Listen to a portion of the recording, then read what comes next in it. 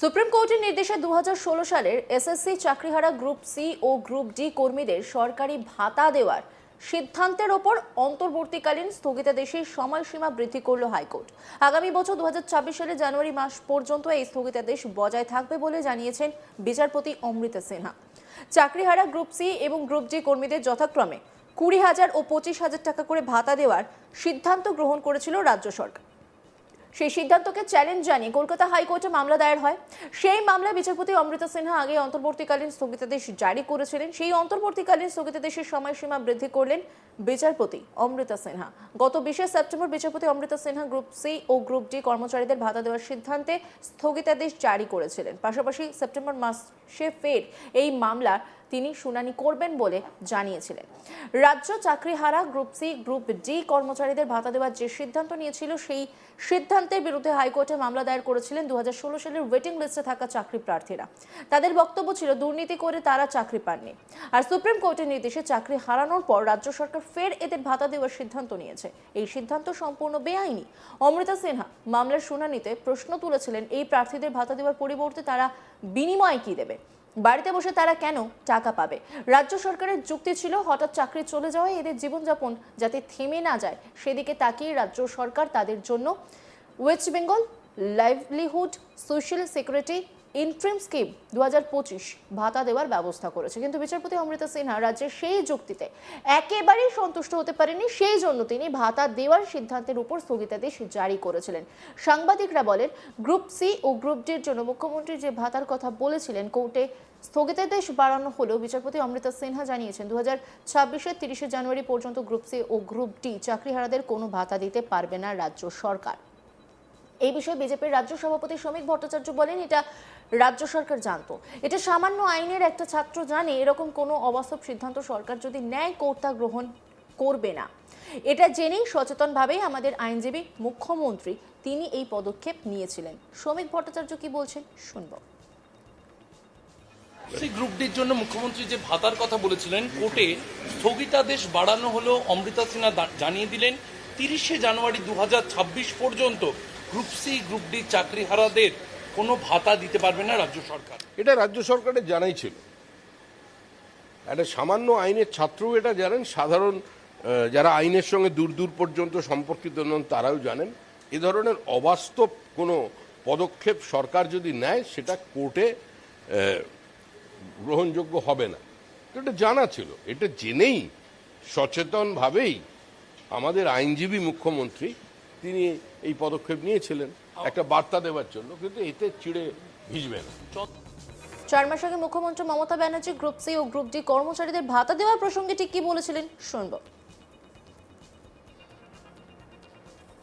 ডানলপের যে শ্রমিকদের কলকারখানা বন্ধ দীর্ঘদিন ধরে, তাদের কিন্তু আমরা 10,000 টাকা করে এক্সট্রা দিই আজকে দীর্ঘদিন ধরে।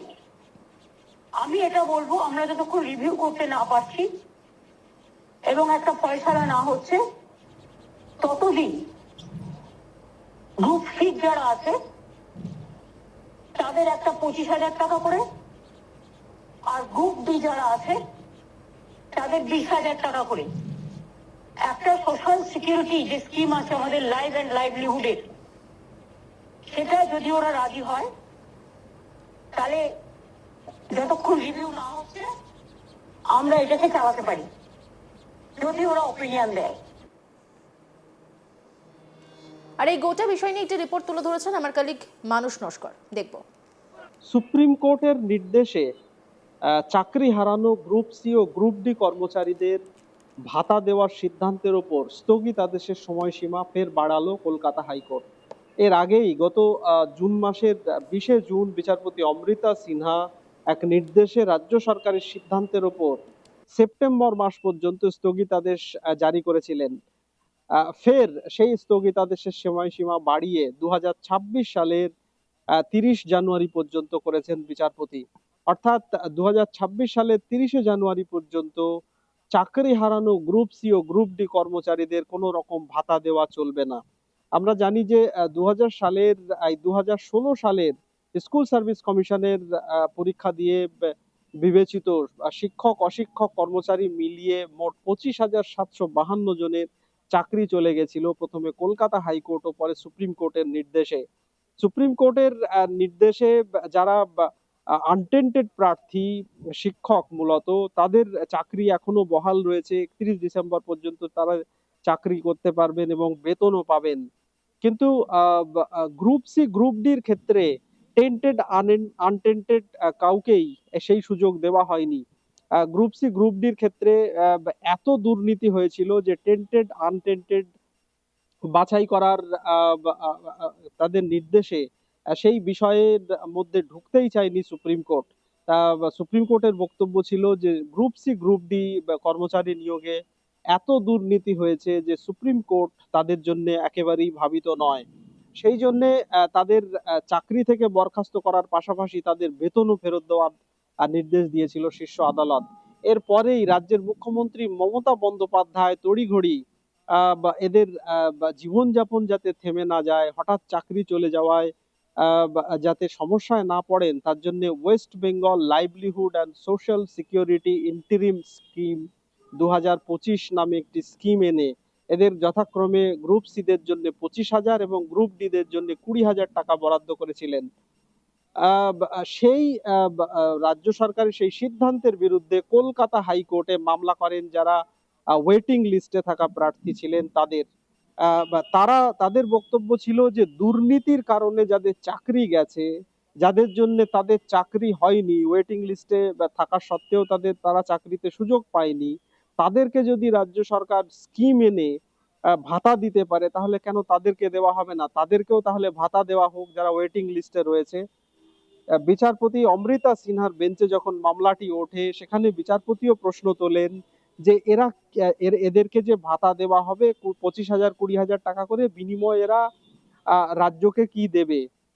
বিনা কাজে বাড়িতে বসে বসেই বেতন পাবে? তার কারণ সুপ্রিম কোর্ট এদেরকে চাকরি থেকে বরখাস্ত করার নির্দেশ দিয়েছে, এরা নিজেদের কর্মস্থলেও যেতে পারবে না, যেটা শিক্ষকদের ক্ষেত্রে করা হয়েছে। 31 ডিসেম্বর পর্যন্ত যদি কেউ যোগ্য হয় তাহলে তার চাকরি বহাল থাকবে। তারপরে রাজ্য সরকার যে পরীক্ষা নিচ্ছে সেই পরীক্ষায় যদি তারা বিবেচিত হয় বা পাশ করে তাহলে তাদের চাকরি যাওয়ার আর ভয়ও নেই। কিন্তু গ্রুপ সি গ্রুপ ডি দের ক্ষেত্রে সেই সুযোগও দেয়নি সুপ্রিম কোর্ট। সেই জন্যই রাজ্য সরকার এদের জন্য স্কিম এনেছিল। কিন্তু ওয়েটিং লিস্টে থাকা প্রার্থীদের বক্তব্য, যদি এদেরকে সেই সুযোগ দেওয়া হয় তাহলে তারা কি অপরাধ করেছে, তাদেরকেও তাহলে কেন বঞ্চিত করা হবে, তাদেরকে তাহলে ভাতা দেওয়া হোক। বিচারপতি অমৃতা সিনহা সব পক্ষের বক্তব্য শোনার পর রাজ্যের সিদ্ধান্ত খারিজ করেছিলেন। যদিও রাজ্যের বক্তব্য ছিল কোনো ওয়েটিং লিস্টে থাকা প্রার্থী এইভাবে কলকাতা হাইকোর্টে মামলা দায়ের করে রাজ্যের যে সিদ্ধান্ত, রাজ্য ক্যাবিনেটের যে সিদ্ধান্ত, সেই সিদ্ধান্তে হস্তক্ষেপ করতে পারে না, এটা একান্তই রাজ্যের বিষয়।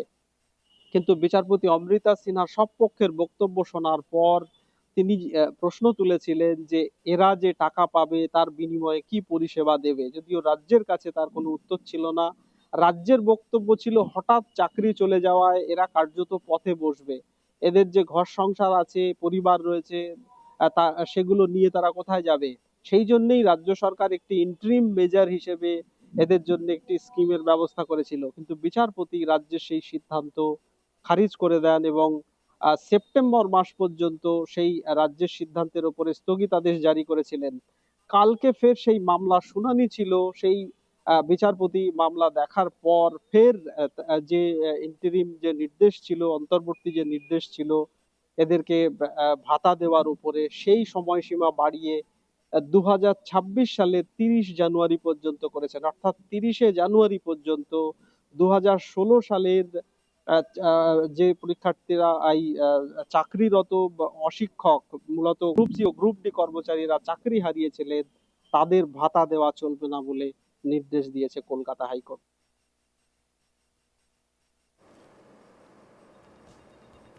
অন্যান্য খবরের আপডেটের জন্য অবশ্যই নজর রাখুন আজ তাক বাংলার ইউটিউব স্ট্রিমিংয়ে। লাইক, কমেন্ট, শেয়ার এবং সাবস্ক্রাইব করতে ভুলবেন না।